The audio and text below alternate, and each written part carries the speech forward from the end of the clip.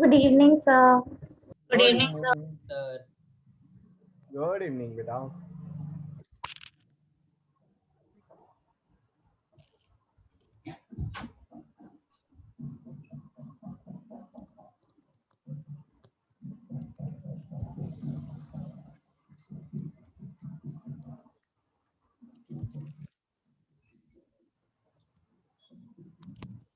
Excuse me sir. बोलो बोलो। Sir एक बार बाइकार्बोनेट का सर फॉर्मूला बता दो। HCO3 yes sir.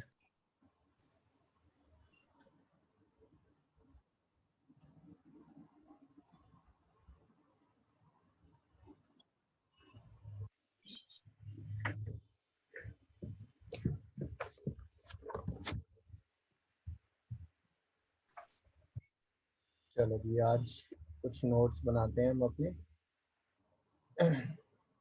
आपको ओवरऑल एक आइडिया हो चुका है चैप्टर का, है ना? Atoms, molecules, covalent bond, ionic bond.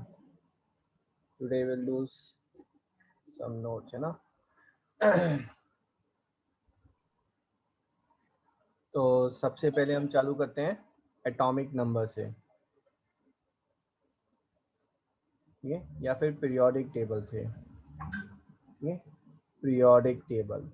तो पीरियोडिक टेबल में आपको क्या क्या बताया बेटा, बताओ मुझे। सर पीरियोडिक टेबल में जो फर्स्ट कॉलम है वो फर्स्ट वैलेंसी वो करता है sir. Second, arrangement, it's having arrangement of elements in order of atomic number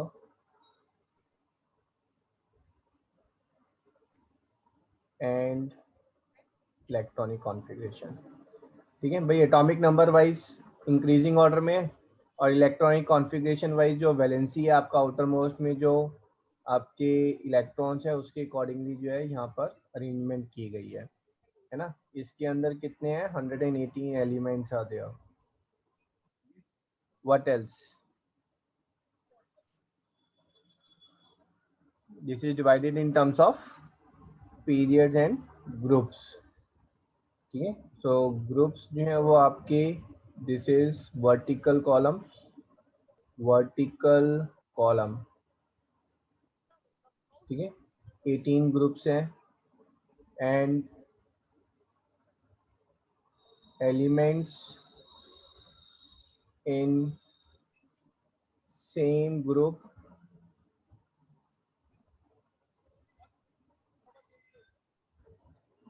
have similar property. अगर सेम ग्रुप के जो एलिमेंट्स हैं उनकी बेटा सिमिलर प्रॉपर्टी है।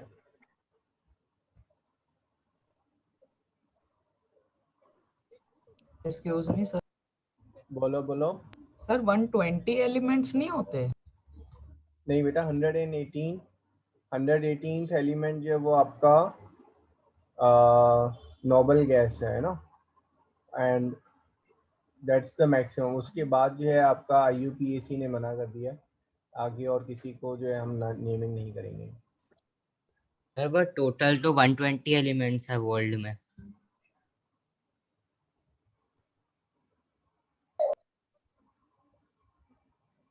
कितना? 120 एलिमेंट्स बोल रहे हैं आप? Yes sir. नहीं नहीं नहीं नहीं नहीं, देख लेते हैं। यू हैव गॉट 2, 8, 18, 32, 32, 18, 8 ऐड कर लें इसको, कितना आ रहा है ये? 64, 64 एंड 36 दैट इज 100, 100 एंड 8, 118, 118 है बेटा, नॉट 120। Excuse me sir. बोलो। सर सॉरी टू इंटरप्ट, आप रेशद को मीटिंग में एडमिट कर सकते हो? नहीं, मैं तो नहीं कर सकता। नॉट रिक्वायर्ड है ना, मतलब देखो, it's the one who is joining late will have to wait a minute और सो, है ना? When I am making someone enter into the meeting I have to discontinue my flow, ठीक है? He is already in the meeting. आया या नहीं भाई ऋषित? आप, हाँ देखो एंटर कर गया वो।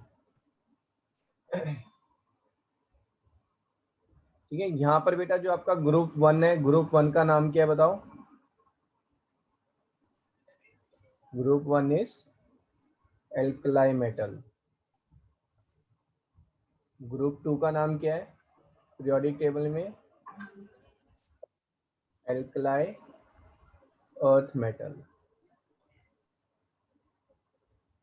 एल्कलाई मेटल कौन से हैं आपके? सोडियम, पोटेशियम, सीजियम, फ्रैंकियम, है ना। और ये कौन से हैं आपके? This is your magnesium, calcium and so on. ये इंपॉर्टेंट है बस, बाकी कोई भी इंपॉर्टेंट नहीं है ना। Group 17 is halogen and group 18 is noble gas or inert gas।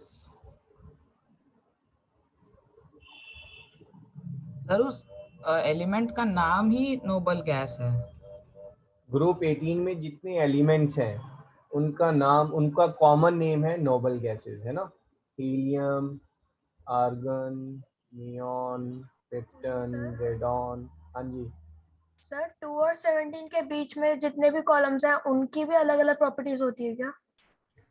Column wise properties are there, but बीच में जो 3 से 12 तक एलिमेंट्स है ना वो ट्रांजिशन मेटल्स हैं, उनकी प्रॉपर्टी अलग है। ठीक है। Okay sir. Excuse me sir. बोलो। हाँ जी बोलो बोलो। सर आपने सर पोटेशियम के बाद क्या लिखा है?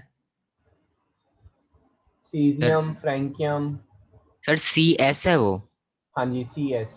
Okay sir. Francium is FR, rubidium RB।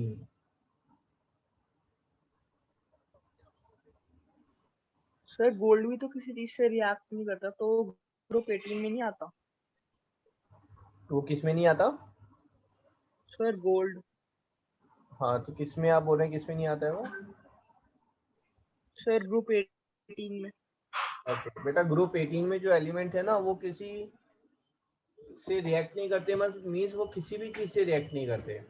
Gold जो है वो आपका जो है एटमॉस्फेयर में ऑक्सीजन से रिएक्ट नहीं करता है, वो ऑक्सीडाइज नहीं होता है, वो जल्दी से एसिड से रिएक्ट नहीं करता है।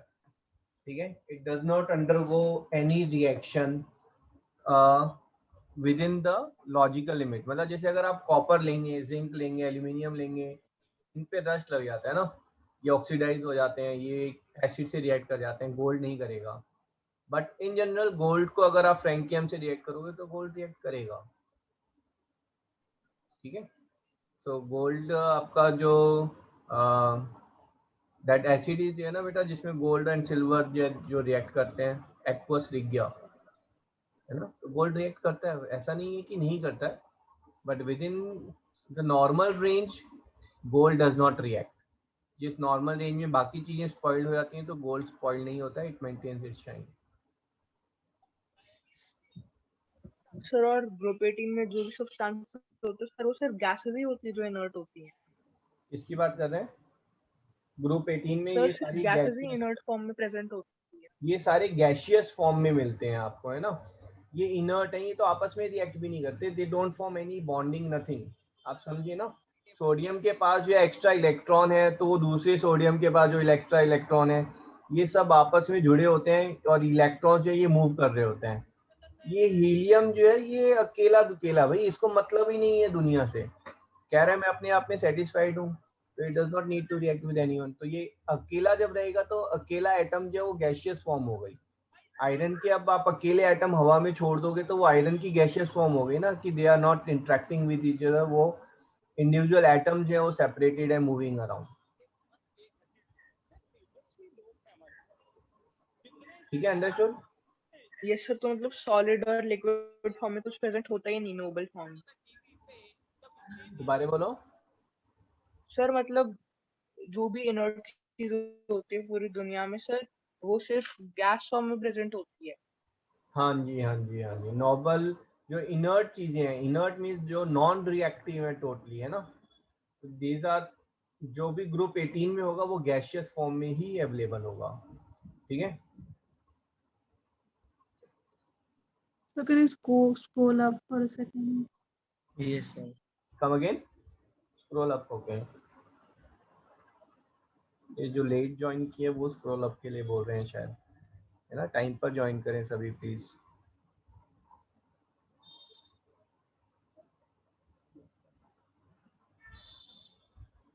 ठीक है जी। और जो आपका हॉरिजॉन्टल रोज है उनको हम पीरियड्स बोलते हैं ना,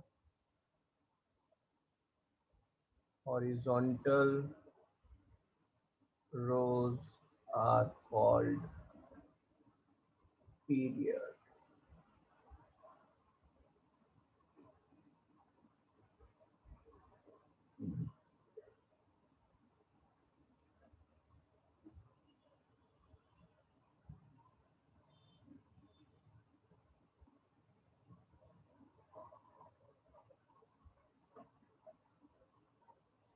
सर आपने ऊपर का एरो क्यों बनाया? नहीं, ये तो मैं जस्ट बता रहा था तब।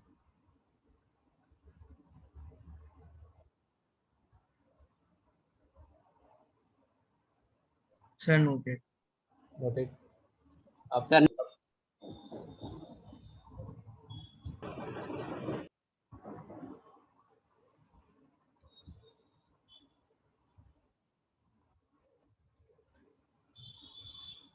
Sir noted. Okay, so let's see atomic number. तो आप मुझे बताएंगे किसी भी एलिमेंट का एटॉमिक नंबर, इसका मतलब क्या होता है? सर उसमें कितने प्रोटॉन है? नंबर ऑफ प्रोटॉन्स और electron. Sir number of protons और प्रोटॉन्स, नॉट इलेक्ट्रॉन्स। इलेक्ट्रॉन्स कम ज्यादा हो सकते हैं बेटा, तो वो आयंस बन जाते हैं, है ना। तो it's only protons, number of protons. किसी भी न्यूट्रल एटम में protons and electrons are same, but there can be atoms with less number of electrons.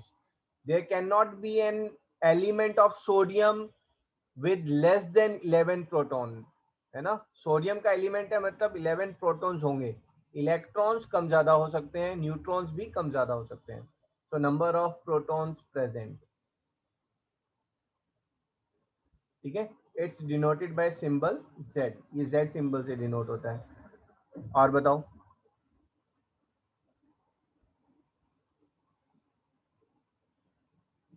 ठीक है। यू विल से in neutral atom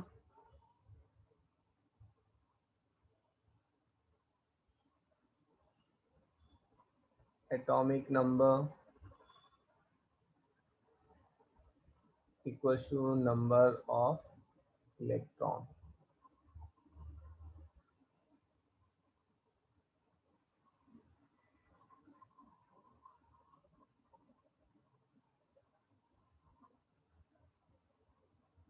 sir neutral atom में sir जो normal atom होता है यूजुअली। हाँ जी, चार्ज इज जीरो, इसका जीरो चार्ज है, that is neutral atom.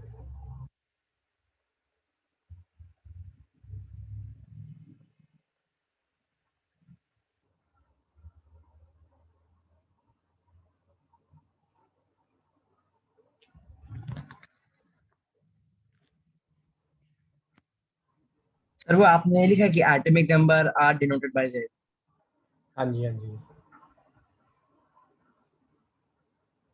Symbol sir U. U क्या चीज? Sir small you.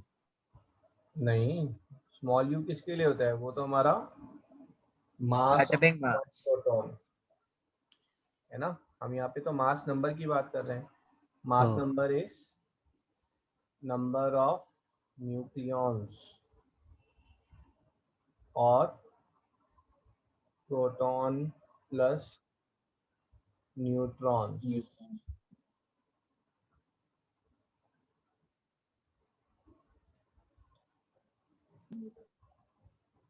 its symbol is A।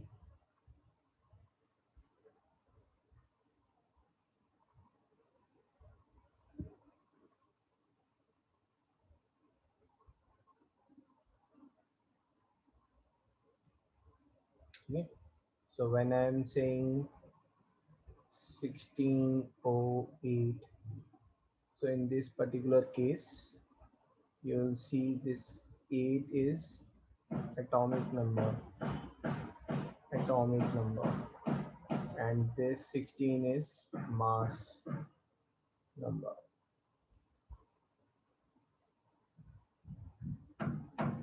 Excuse me, sir. हाँ जी. So the mass number includes protons, but so the atomic mass is 8. So sir, that means that the 16 is 8 plus the number of neutrons, and then there is also the number of protons even. हाँ जी, तो यहाँ पर आप you can say that number of neutrons is mass number minus atomic number. Sir, can you show that? Okay. Sir.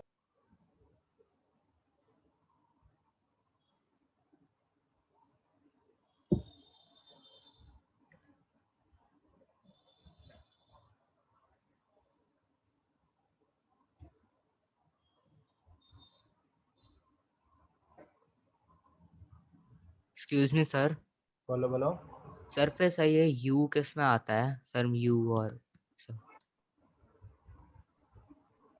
U बेटा is mass of one proton, और फिर जब हम मोल कॉन्सेप्ट में कर रहे होते हैं तब वहां पर हम यूज करते हैं. ठीक है. Okay sir, okay. And U is unified unit, है ना. AMU is atomic mass unit. So mass number and atomic mass unit are different.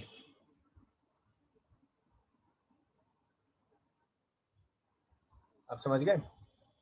Mass number yes को जो है sir. we can call it as atomic mass also. Atomic mass. ठीक है. यहीं पर आप फिर लिख लें. जरूरत है AMU की, यहाँ पर लिख लें, है ना.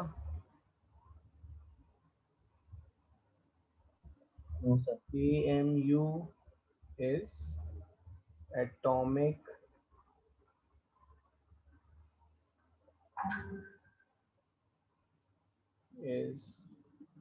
atomic mass unit. ठीक है. अब यही एटॉमिक मास मेजर करने के लिए हम क्या यूज कर रहे हैं? एटॉमिक मास यूनिट यूज कर रहे हैं. Sir, can you show atomic number? is 16. हाँ जी. Sir, I was saying, can you show that atomic number? थोड़ा स्लो चल रहा है बेटा, फास्ट नोट करो.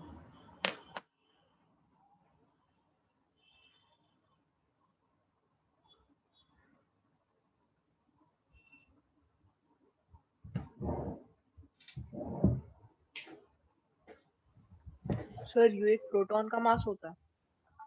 किसकी बात कर रहे हैं? Sir you. U is mass of one proton. Practically, theoretically, definition wise, we'll say U is 1/12 the mass of one carbon atom. Excuse me sir. बोलो. सर फिर सर ऑक्सीजन एलिमेंट, ऑक्सीजन में sir 16 you होता है mass number. नहीं, oxygen का mass number 16 है, not 16 you. You जो है वो मास के लिए बेटा, और यहाँ पे हम मास नंबर की बात कर रहे हैं, इसकी कोई यूनिट नहीं है, तो आप इसको ग्राम में नहीं बोलेंगे. मास कैलकुलेट करने के लिए जिस चीज को हम काउंट कर रहे हैं वो मास नंबर. मास नंबर का मतलब है कि कितने उसमें न्यूक्लियॉन्स हैं. End of story. और न्यूक्लियॉन का मास कितना होगा, that is different. Okay sir. Sir तो मास नंबर और एटॉमिक मास सेम है? हाँ जी, सेम है. Okay sir.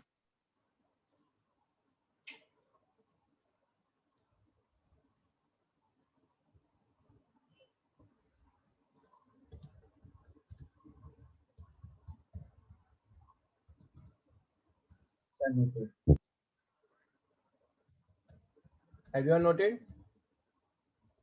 Yes sir. Yes, sir.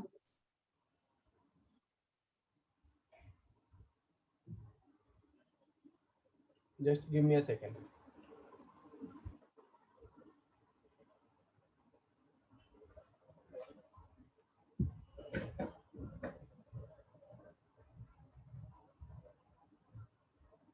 Sir mass number निकालने का सर कुछ मेथड होता है फिर मतलब क्या कुछ? इसको ना आप थोड़ा अलग अलग ले रहे हैं, mass number in atomic mass. बेटा मेथड तो जितने प्रोटॉन और न्यूट्रॉन है वो आप काउंट करेंगे तो मास नंबर आ जाएगा आपका। Yes. ठीक है, क्योंकि आप इसमें कंफ्यूज हो जाएंगे तो यहाँ पर एटॉमिक मास आप अलग से लिख लें। Atomic mass is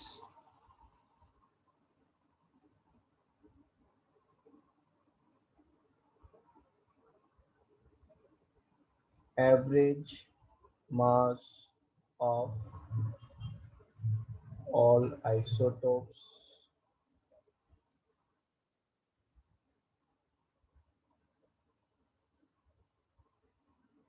based on percentage composition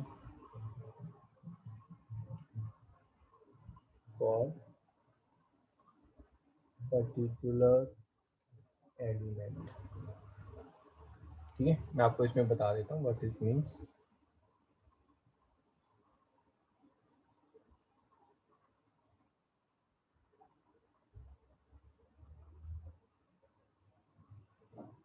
sir आप एटॉमिक मास में भी सर ऑक्सीजन का एग्जांपल ले सकते हो सर, थोड़ा और क्लियर हो जाएगा। देखो ऑक्सीजन का लें या फिर अगर मैं क्लोरीन का लूँ तो वो एक प्रैक्टिकल एग्जांपल है। ठीक है, अगर मैं क्लोरीन की बात करूँ तो chlorine is will say that is 35 Cl, ये लास्ट क्लास में मिल गया था 17 है ना।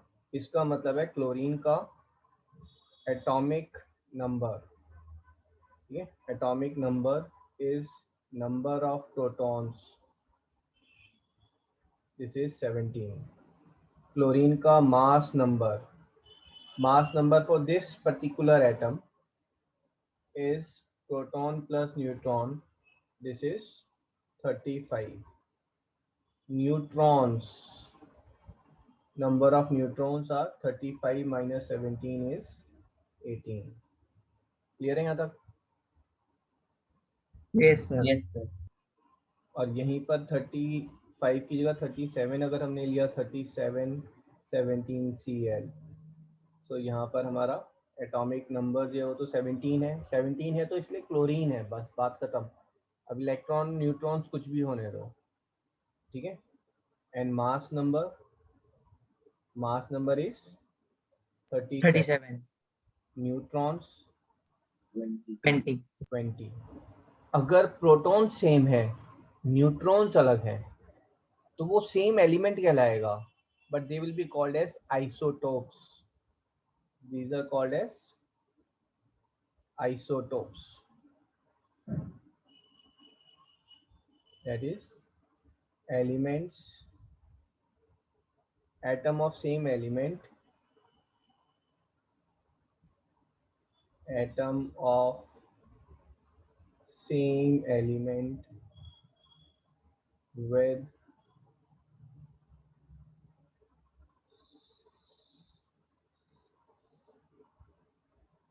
different mass number or number of neutrons। भाई नंबर ऑफ न्यूट्रॉन्स अलग है तो मास नंबर अपने आप अलग हो जाएगा। सेम Excuse एलिमेंट me, है तो sir. प्रोटॉन सेम है। हाँ जी बेटा। सर क्लोरीन का ये जो जिसमें न्यूट्रॉन्स 20 है सर, वो उसका आइसोटोप हुआ ना? हाँ जी, देखो जो ज्यादा क्वांटिटी में मिलता है वो मेन हो गया, बाकी आइसोटोप्स हो गए। आप समझ गए? Yes sir. क्या? बेटा जो ज्यादा क्वांटिटी में मिलेगा, ज्यादा परसेंटेज में मिलता है, अबंडेंस में मिलता है ना, वो मेन एलिमेंट है और बाकी जो है वो उसके आइसोटोप है। Excuse me sir. बोलो। सर अगर प्रोटॉन्स के नंबर से अगर एलिमेंट डिफरेंट होता है तो न्यूट्रॉन्स के उसमें से क्यों नहीं होता है, न्यूट्रॉन्स का नंबर डिफरेंट होने से?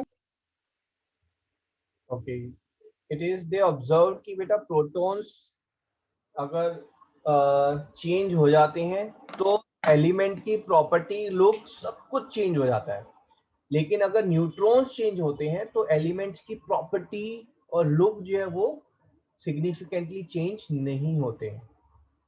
ठीक है, अब ऐसा क्यों है कि प्रोटॉन जो है वो गाइडिंग फैक्टर है, that we don't know, but proton के बेसिस पर देखो ऐसा क्यों है कि एक प्रोटॉन डाला तो कार्बन से वो नाइट्रोजन बन गया।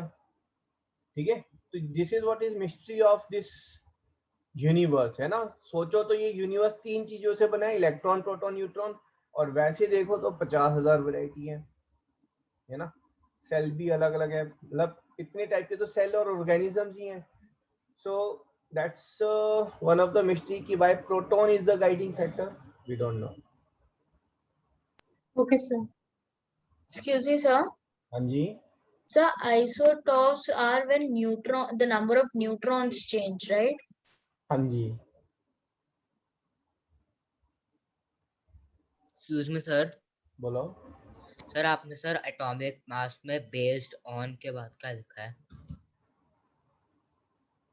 Percentage composition. Okay sir, okay sir. Sir isotope एक बार फिर से बता दो। हाँ जी बिल्कुल।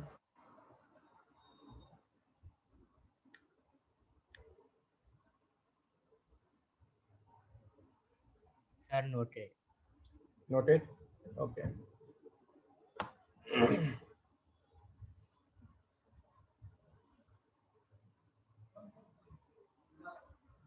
बेटा आपने न्यूक्लियस लिया, आसपास जो है एनर्जी शेल है, एनर्जी शेल में इलेक्ट्रॉन्स घूम रहे हैं, हमें मतलब नहीं है। अगर यहाँ पर 6 प्रोटॉन है, ठीक है, कितने इलेक्ट्रॉन कितने न्यूट्रॉन आई डोंट नो, ये क्या होगा, ये कार्बन का एलिमेंट कहलाएगा। ये क्या कहलाएगा, कार्बन एलिमेंट। ठीक है, अब यहाँ पर जो 6 प्रोटॉन के साथ 6 न्यूट्रॉन हो गए, तो सी कार्बन 12, C12, 7 न्यूट्रॉन हो गए, C13, 8 न्यूट्रॉन्स हो गए, C14, बट ये है अभी भी carbon he. These are called isotopes of carbon.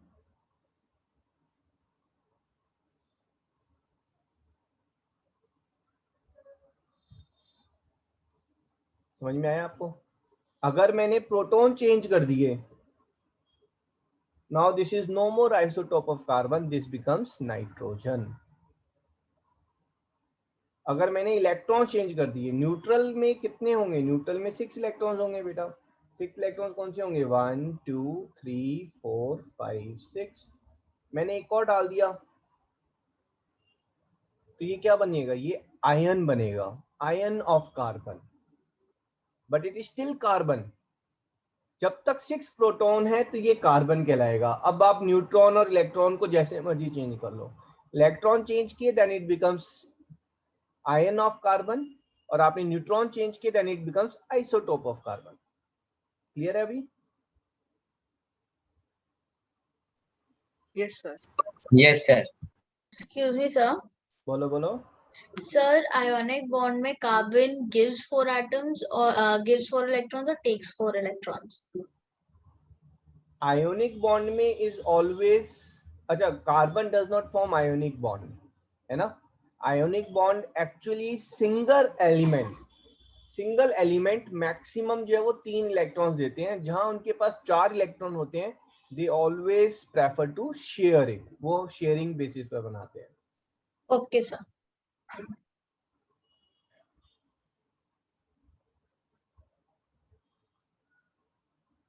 ठीक है जी, अब हम कहाँ पर थे, आइसोटॉप्स पर थे ना, अभी यहीं पर है ना।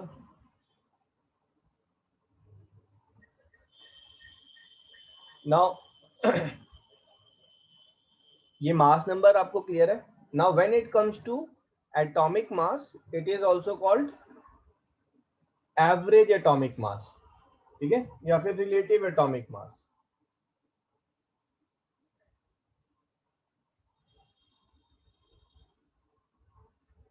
So we'll say average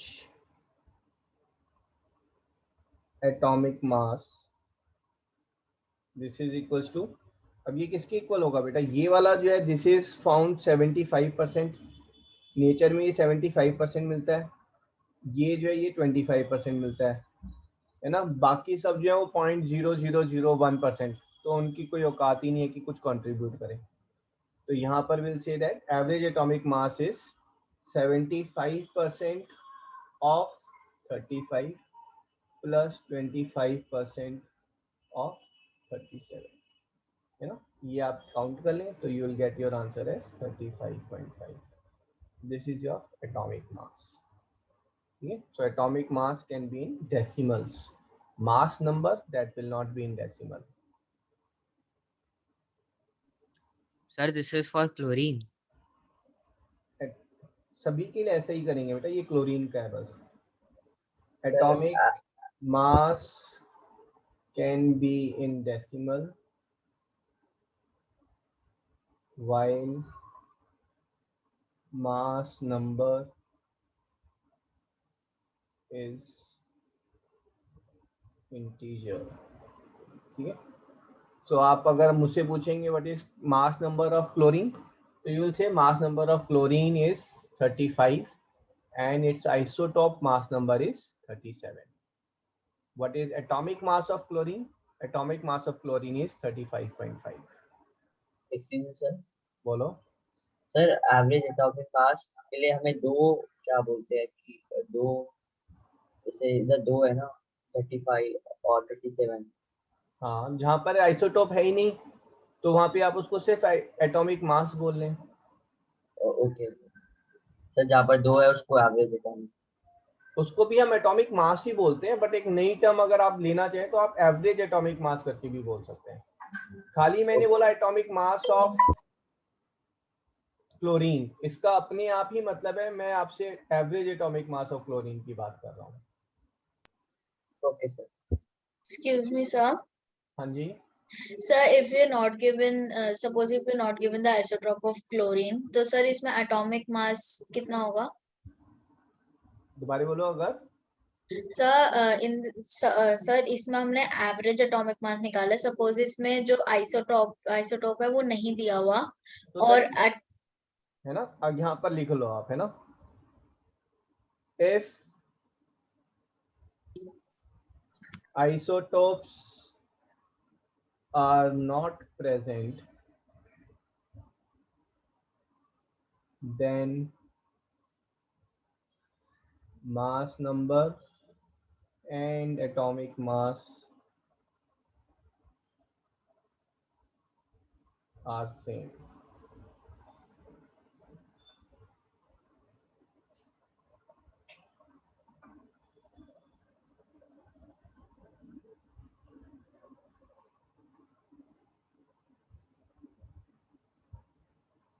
These elements are called monoisotopic।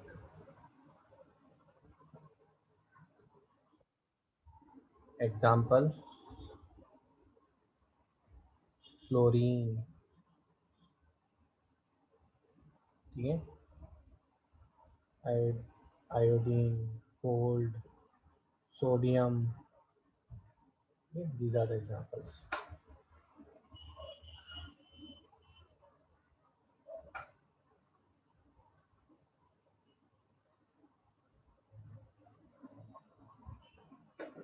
Sir monoisotopic कैसे बात होता है? मोनोआइसोटॉपिक सर क्या है सर, एक बार आप बता दो। मोनोआइसोटॉपिक है जिसका कोई आइसोटॉप ही नहीं है, जिसमें जो है नंबर ऑफ, हाँ जी, न्यूट्रॉन्स फिक्स्ड है।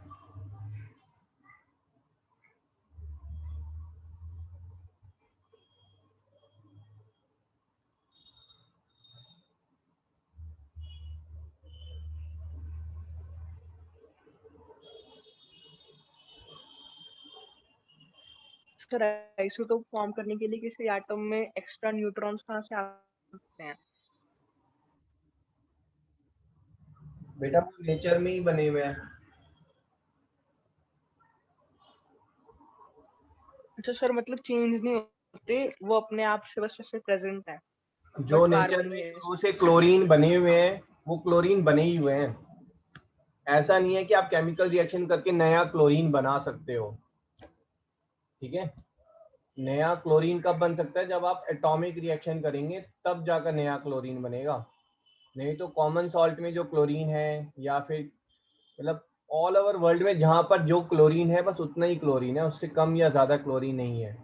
अब उसमें जो है they have taken chlorine from different sources, chlorine gas, sodium chloride, यहाँ वहाँ से सोर्सेज में ये चेक किया उन्होंने, और हर सोर्स में दे फाउंड कि 25% में जो है you have got 37 neutrons and 75% के अंदर जो है नॉट 37 न्यूट्रॉन्स, 20 न्यूट्रॉन्स, और 75% में 18 न्यूट्रॉन्स हैं। तो आप कहीं से भी क्लोरीन उठाएं उसके अंदर बिलियंस ऑफ एटम्स होंगे, उन बिलियंस ऑफ एटम्स में 75% में 18 न्यूट्रॉन होंगे। अब ठीक है। सर ये yes आपने sir. 75% रैंडम वैल्यू ली है या असली में है?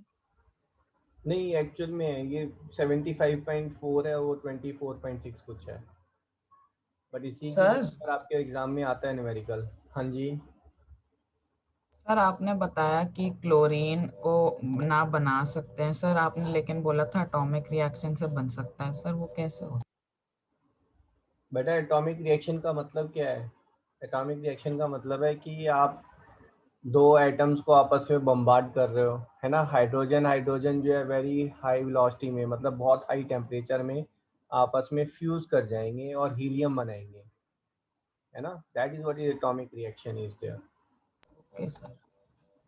Sir, atomic reaction and nuclear reaction are one and the same thing. हाँ जी same thing. Okay, sir.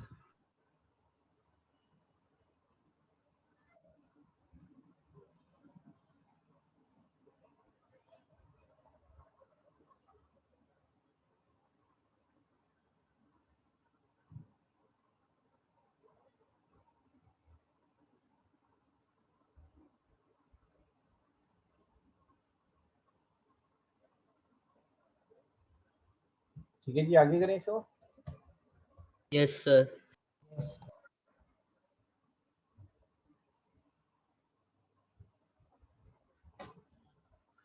Isotopes ही ले लेते हैं फिर, है ना।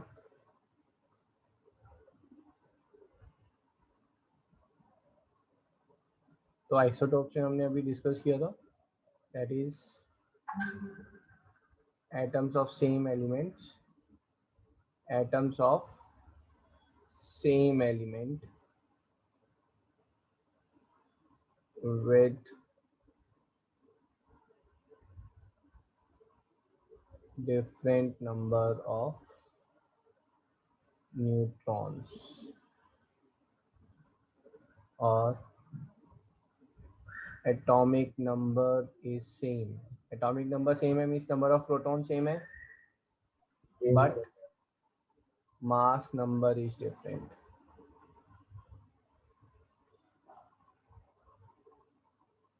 लेकिन मास नंबर अलग अलग है।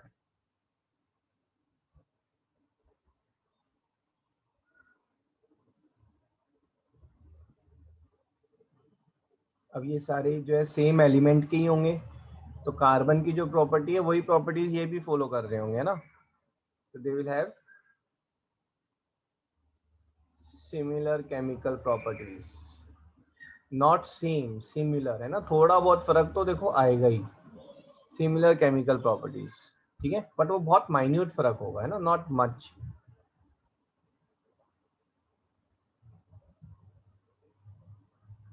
But may have different physical property. Physical property का मतलब है कुछ जो आइसोटोप्स हैं वो अनस्टेबल होते हैं एंड दस दे डिके, वो डिके करना शुरू कर जाते हैं and their physical property is different.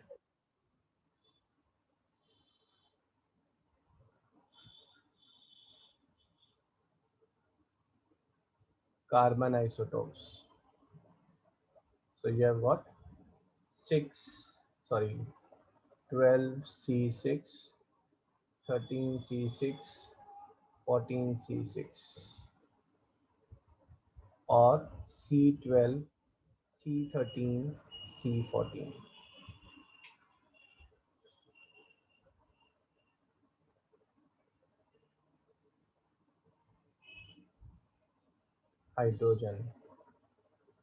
Hydrogen mainly is, this is denoted by 0 neutrons आते हैं ना, तो हाइड्रोजन का एटॉमिक नंबर 1 है और मास नंबर भी 1 है, ठीक है। तो यहाँ पर नंबर ऑफ न्यूट्रॉन्स जो है वो 0 है, so this is called as mean hydrogen or this is protium. And if I am taking about 2H1, this is called deuterium,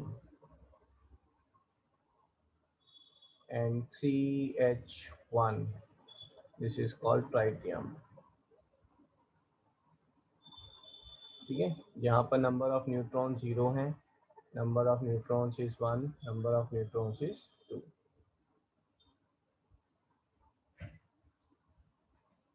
Sir, can you explain this protium, deuterium and tritium again?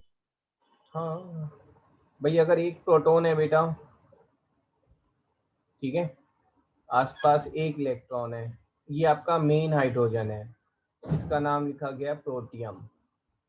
This is hydrogen क्योंकि एक ही proton है। मैंने एक और लिया nucleus में, मैं कह रहा हूँ 1 प्रोटॉन है बट साथ में 1 न्यूट्रॉन है। अब ये हाइड्रोजन है, हीलियम है, क्या है ये, अभी भी हाइड्रोजन है, आसपास एक इलेक्ट्रॉन है ना। This is isotope of hydrogen, और इसका नाम सिर्फ हाइड्रोजन के आइसोटॉप्स का ऐसे नाम दिया गया है ना। This is used in rocket fuel, ठीक है।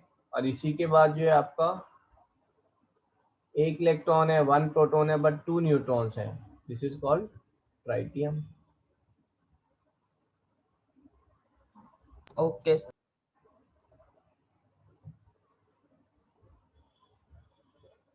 एक्सक्यूज मी बोलो बोलो।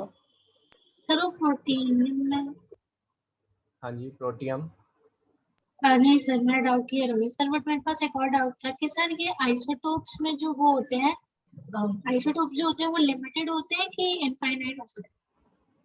लिमिटेड होते हैं ना, कुछ का 1 है, कुछ के 2 है, कुछ के 3 और 4, उससे ज़्यादा नहीं, क्योंकि नंबर ऑफ न्यूट्रॉन्स जो है वो स्टेबिलिटी ऑफ न्यूक्लियस प्रोवाइड कर रहे हैं। न्यूक्लियस में ज़्यादा नंबर ऑफ न्यूट्रॉन्स भी नहीं हो सकते। सर C12 आइसोटोप कैसे हुआ? वो तो 6 न्यूट्रॉन जो होगा। बेटा जो आइसोटॉप्स का मतलब है आप वेराइटीज में ले सकते हो, आप समझ रहे हो। अब उस वैरायटी में जो मेन, जो सबसे ज्यादा मिलेगा वो मेन एलिमेंट कहलाएगा। अब कार्बन की कितनी वैरायटीज अवेलेबल है, those all varieties are isotope. ऐसा नहीं है कि C13 या C14 वो आइसोटोप्स है, total varieties are called as isotopes. Definition क्या है, atom of same element with different number of neutrons, है ना। मोनो आइसोटोप का क्या मतलब हुआ, वरना मोनो आइसोटोप मतलब एक ही वैरायटी अवेलेबल है। आइसोटोप वर्ड की जगह आप वैरायटी यूज कर लो। अभी क्लियर है आपको?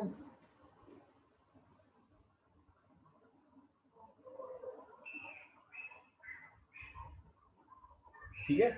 कार्बन के कितने आइसोटोप्स हैं? 2 नहीं है, कार्बन हैज गॉट 3 आइसोटोप्स। और जब मैं अगर बात कर रहा हूं fluorine, fluorine has only 1 isotope, 1 variety. Done भाई? सर मतलब उसका Just a minute. Original form भी एक आइसोटोप की तरह काउंट होता है? इसकी याद कर रहे हैं? सर कार्बन में सर नॉर्मल फॉर्म भी आइसोटोप की तरह काउंट होता है? हाँ, हर एक का जो नॉर्मल फॉर्म है वो भी आइसोटोप्स की तरह काउंट होता है, बट वो एक नॉर्मल फॉर्म भी कहलाएगा, है ना।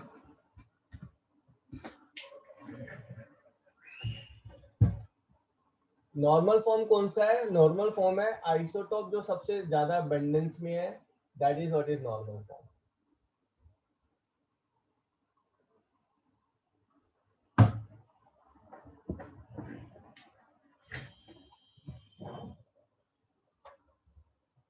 Sir, noted. ओके।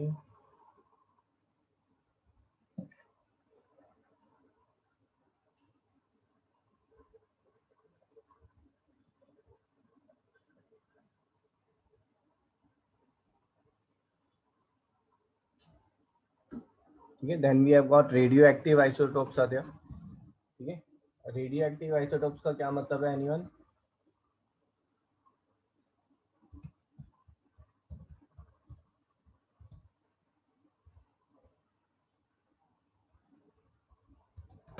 सर शायद जिसमें प्रोटॉन्स ज्यादा होते हैं। प्रोटॉन्स ज्यादा होते हैं? प्रोटॉन ज्यादा हो गए तो बेटा वो कार्बन तो रहा ही नहीं, है ना। मैं कह रहा हूँ कि C13 जो है, C14 जो है वो रेडियो एक्टिव है, इसका क्या मतलब है? That is what I am interested to know. Excuse me, sir. Sir इसका मतलब सर वो अपने आप को कंट्रोल नहीं कर सकते। कंट्रोल नहीं कर सकते मतलब? सर मतलब सर बहुत ज्यादा हाई वेलोसिटी पे वो चल रहे हैं।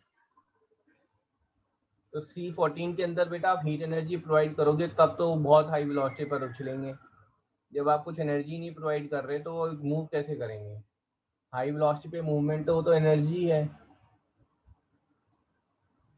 सर शायद से वो न्यूक्लियर रिएक्शन के लिए, मतलब अगर हल्का सा भी कुछ डिस्टरबेंस हो।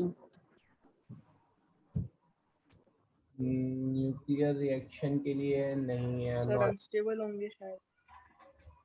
हाँ जी, हाँ जी। सर शायद अनस्टेबल होते हैं ये आइसोटोप। अनस्टेबल होते हैं, बट रेडियो एक्टिव है और नॉर्मल है तो फर्क क्या है? अनस्टेबल है तो क्या फर्क आ रहा है?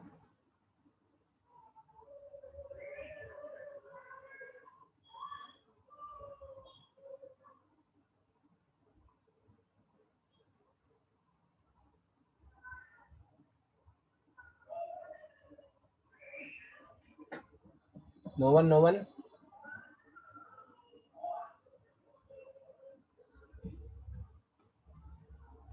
Sir, can I?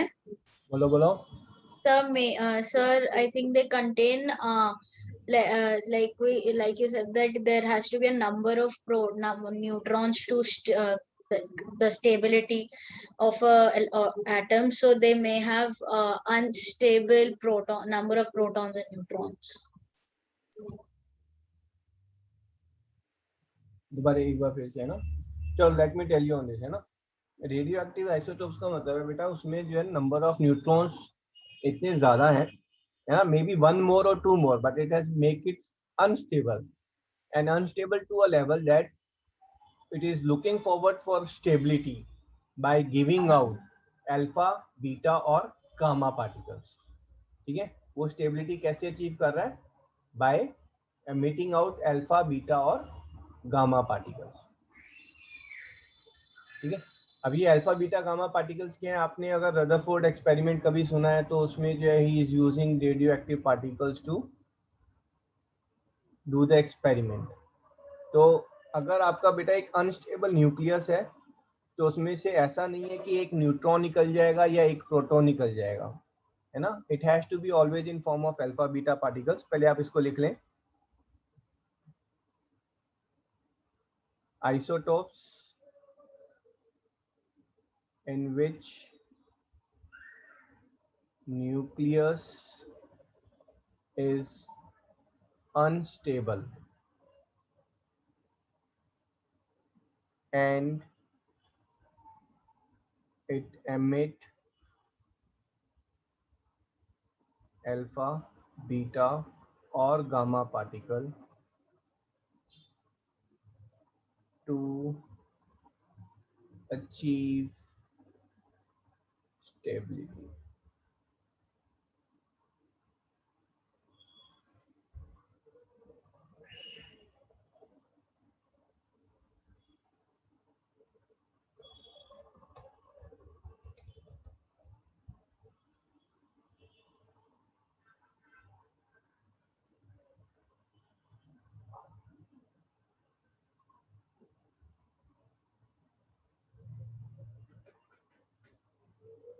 Sir, noted. Alpha particle,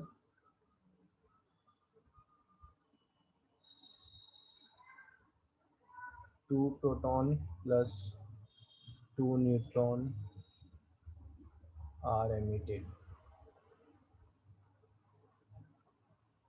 Beta particle,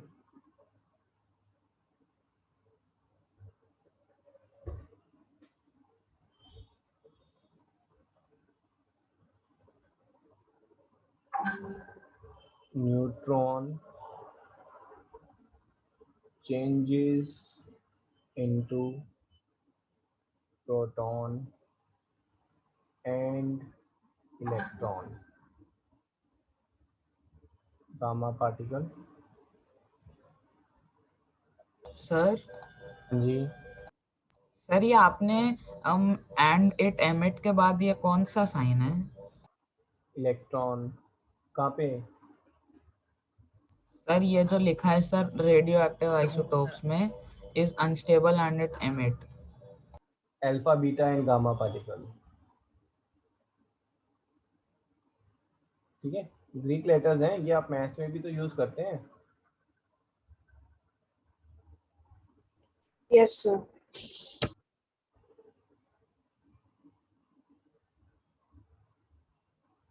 After alpha and beta decay,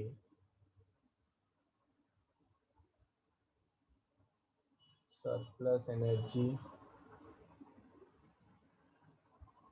is emitted in form of gamma radiation.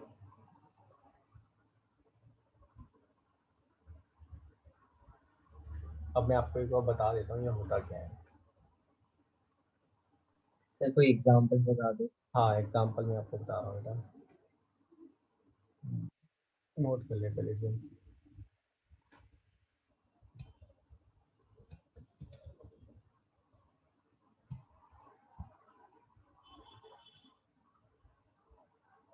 Excuse me हाँ जी, सर, आइसोटोप्स में कभी न्यूट्रॉन्स रिड्यूस हो सकते हैं क्या इंक्रीज होने की जगह?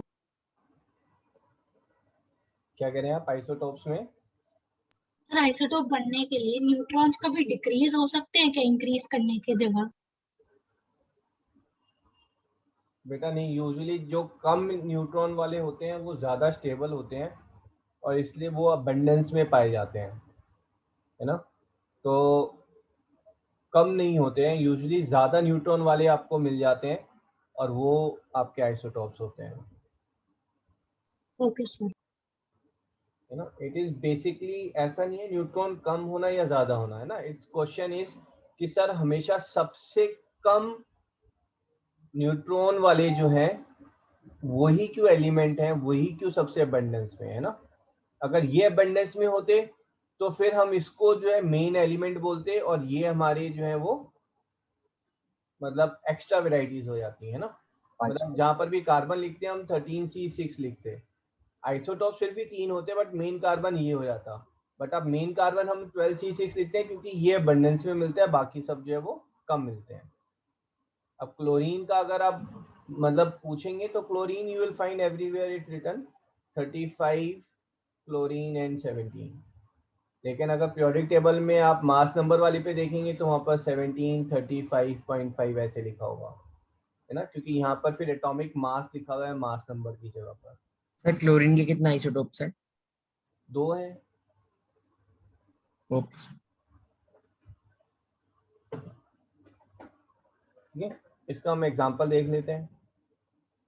अगर मैं अल्फा वाले की बात करूं तो अल्फा में आपने यूरेनियम तो आपको पता ही है, ठीक है। तो यूरेनियम जो है आपका रेडियो एक्टिव भी होता है और यूरेनियम स्टेबल भी होता है। तो न्यूक्लियर रिएक्शन के लिए आपको रेडियो एक्टिव यूरेनियम चाहिए, है ना। स्टेबल वाले के 235 होता है आपका मास नंबर और जो रेडियो एक्टिव है उसका 238 होता है। तो 238 यूरेनियम। न्यूक्लियर बॉम्ब बनाना सबसे मुश्किल इसलिए है क्योंकि उसके लिए आपको जो है यूरेनियम में 235 और 238 इनको अलग अलग करना पड़ेगा। आप समझ रहे हैं, यूरेनियम जो वर्ल्ड वाइड मिलेगा उसमें आपको जो है 0.1% ऐसा यूरेनियम होगा जिसमें यूरेनियम 238 होगा, और वो जो यूरेनियम 238 है सिर्फ वही यूज हो सकता है न्यूक्लियर रिएक्शन के लिए। 235 तो यूजलेस है हमारे लिए, है ना। इसीलिए यूरेनियम जो है वो इतना महंगा है, इसको एक्सट्रैक्ट करना जो है is not an easy task. और ये यूरेनियम 238 आपको न्यूक्लियर रिएक्टर्स में जो है वो फिर जब आपका एटॉमिक रिएक्शन हो रही होती है तो वहां पर फिर आप इसको ज़्यादा क्वांटिटी में एक्सट्रैक्ट कर सकते हैं। तो यूरेनियम 238 ये आपका अनस्टेबल है। Over the period of time it decays, ये डिके हो जाता है, इट डिकेज इनटू थोरियम, है ना। थोरियम भी आपका जो एटॉमिक न्यूक्लियर रिएक्शन के लिए यूज हो सकता है, बट अभी हमारी टेक्नोलॉजी इतनी डेवलप नहीं हुई है। थोरियम इंडिया में जो अबंडेंस में मिलता है, ठीक है। प्लस साथ में जो है अल्फा पार्टिकल। अल्फा पार्टिकल क्या है बेटा? 2 protons 2 neutrons. 2 protons is your helium, है ना। तो alpha particle is also denoted by 4He2। ये समझ गए आप? Alpha particle is same as helium का न्यूक्लियस, इलेक्ट्रॉन नहीं है बस।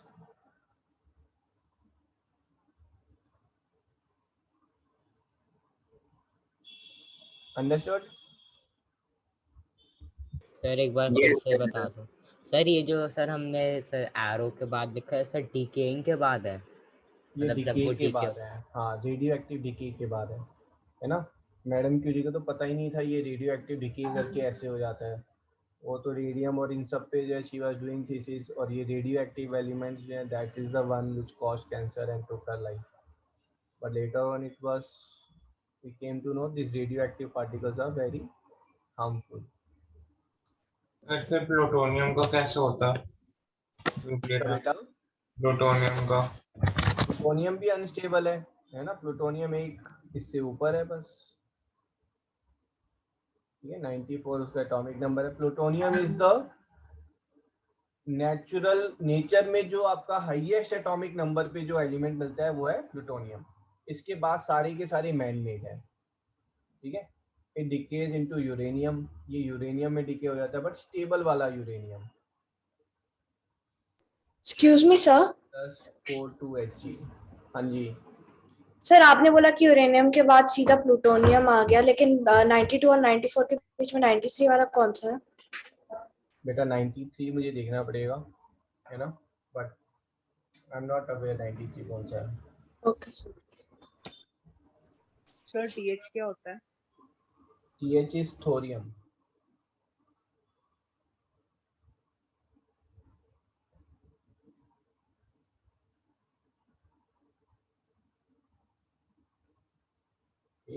इंडिया में यूरेनियम नहीं मिलता, बट थोरियम अबंडेंस में है।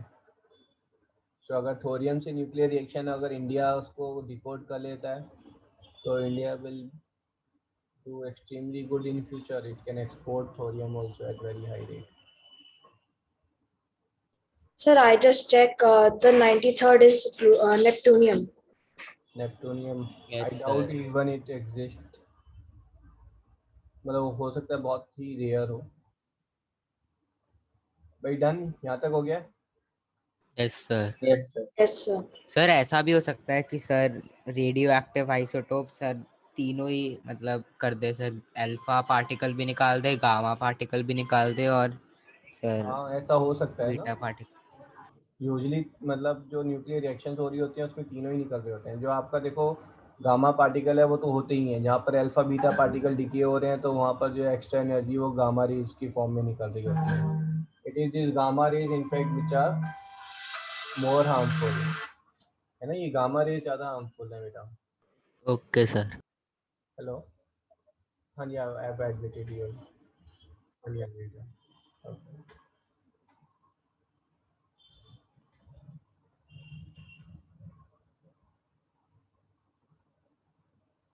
ठीक है जी। C14 आपने सुना है? C14 इज यूज फॉर इस कार्बन डेटिंग, है ना, ये कार्बन डेटिंग के लिए है, ठीक है।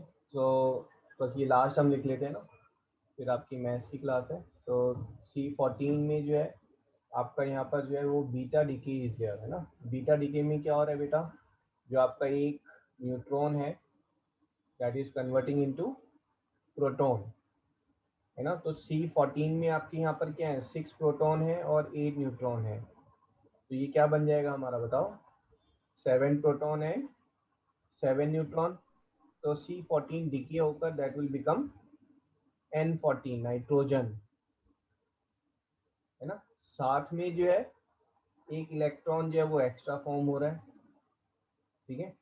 प्लस जो है आपका गामा रेज निकलेंगी। दिस इज C14 का डिके। अब ये जो डिके है, ये डिके हर जो है हर कोई अलग अलग वे में डिके करता है ना। सारे एलिमेंट्स एक साथ डिके नहीं करते हैं। अब नेचर में देखो it's a wonderful thing that it's जो डिके है दैट इज, अगर मैं आपको बताऊं C14 जो है that decays with half life of 5720 years. इसका मतलब है हर 5720 ईयर्स में C14 आधा C14 जो है वो N14 में कन्वर्ट हो जाएगा, ठीक है. सो इट इज की देखो now how that's happening I am not aware, but what's happening is कोई भी नहीं जानता उस चीज को ना कि ऐसा क्यों है. अगर यहाँ पर बेटा आपने 8 एटम्स लिए हैं, है ना, उन 8 में से आधे एटम जो है वो 5720 ईयर्स में डिके हो जाएंगे. फिर जो 4 बच गए उनमें से आधे जो है वो 5720 ईयर्स में डिके हो जाएंगे. फिर 2 बच गए उनमें से एक 5720 ईयर्स में डिके होगा, है ना. This is what you call half life of radio active elements. कोई भी रेडियो एक्टिव एलिमेंट जो है ऐसा नहीं है कि सारा का सारा एक साथ डिके हो जाता है, नहीं. उसकी हो सकता है हाफ लाइफ 1 सेकेंड हो कि 1 सेकेंड में आधा डिके हो गया, फिर उसके 1 सेकेंड में आधा अमाउंट डिके हो गया, but it's a never ending process. ये जो डिके है ये नेवर एंडिंग प्रोसेस है. अगर आप एक पीस लेंगे C14 का, you take 10 grams of C14, तो you will find after million years maybe some milligram of C14 is still left there, ठीक है. and this C14 is what is used for finding the age of fossils, है ना. इसके बारे में हम discuss करेंगे नेक्स्ट क्लास में, how C14 is used to find the age of 14, है ना. and this is carbon dating. Carbon dating का मतलब है कि कोई फॉसिल मिलता है ना, तो जैसे कि 14,000 years old fossil है या 1.5 million years old fossil है. How they find the age of that fossil? That is by checking the amount of C14 left.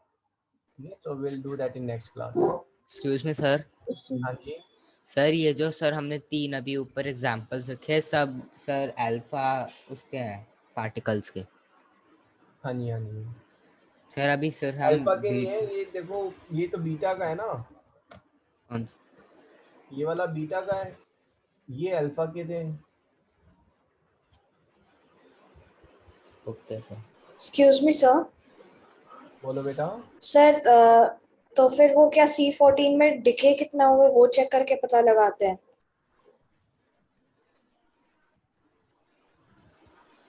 हाँ जी, आपका देखो बोलोगे तो मैं इसमें बता देता हूँ. देखो हाफ लाइफ में होता क्या है कि जो कार्बन 14 है ना C14, तो we have got humans have got a fix percentage of carbon in them. भाई आप अगर 60 kg हैं, आपके अंदर जो है 12.2% कार्बन होगा, तो अकॉर्डिंगली दे विल फाइंड कि भाई आपके अंदर जो है 6 kg ऑफ कार्बन होना चाहिए.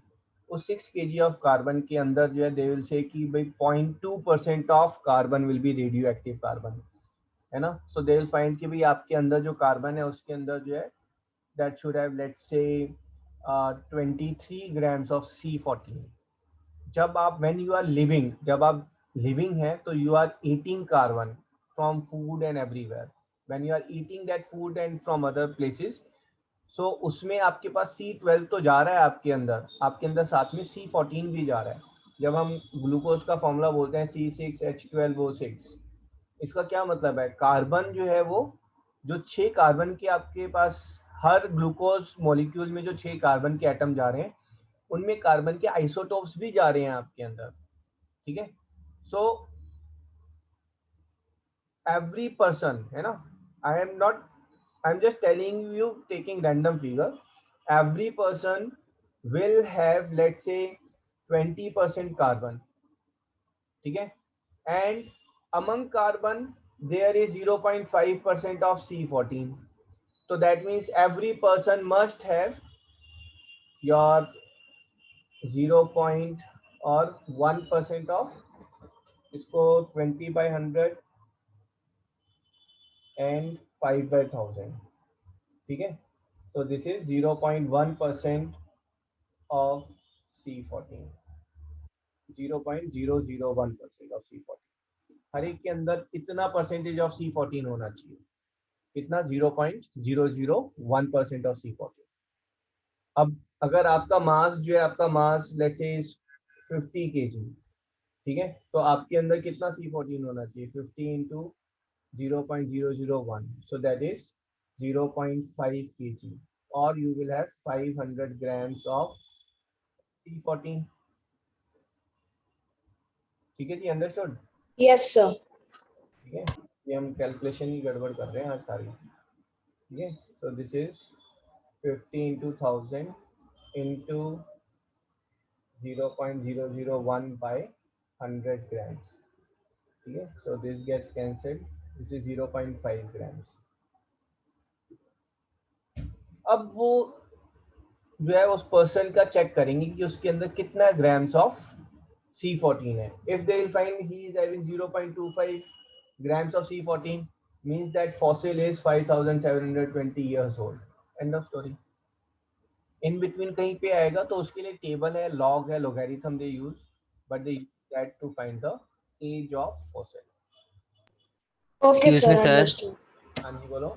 सर ये जो सर हाफ लाइफ वाला सिस्टम है, तो सर अगर मैं हाँ, अगर आप तो सर जो C14 जब सर N14 में सर डेवलप हो रहा है, तो सर ऐसे हाफ हाफ करते करते हो, तो सर जो लास्ट लिविंग सेल है सर वो तो फिर मिलियन ईयर तक रहेगा।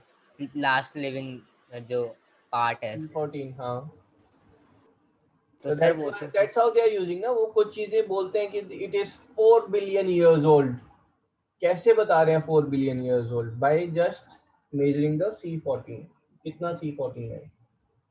तो सर फिर तो वो सर ऐसे सर लाइफ टाइम कभी खत्म ही नहीं होगा सर जब तक सर हाँ अर्थ है। बिल्कुल।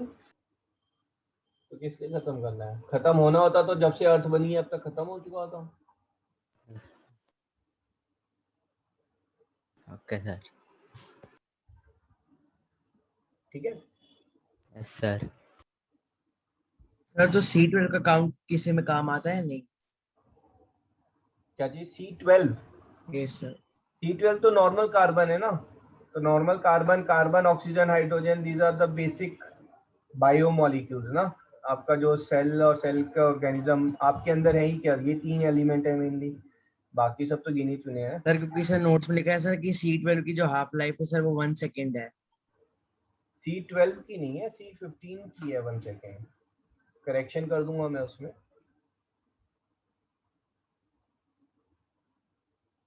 ठीक है भाई, नोट्स में करेक्ट कर लेना। C12 नहीं, C15 की लाइफ जो है वो 1 सेकेंड होती है, हाफ लाइफ। ठीक है जी। यस ओके चलो यही कंटिन्यू करना है, ट्रायंगल्स ले लें। सर यही करना है। ट्रायंगल। चलो ट्रायंगल्स सर कुछ भी कर लेते ट्रायंगल्स करते हैं, ठीक है।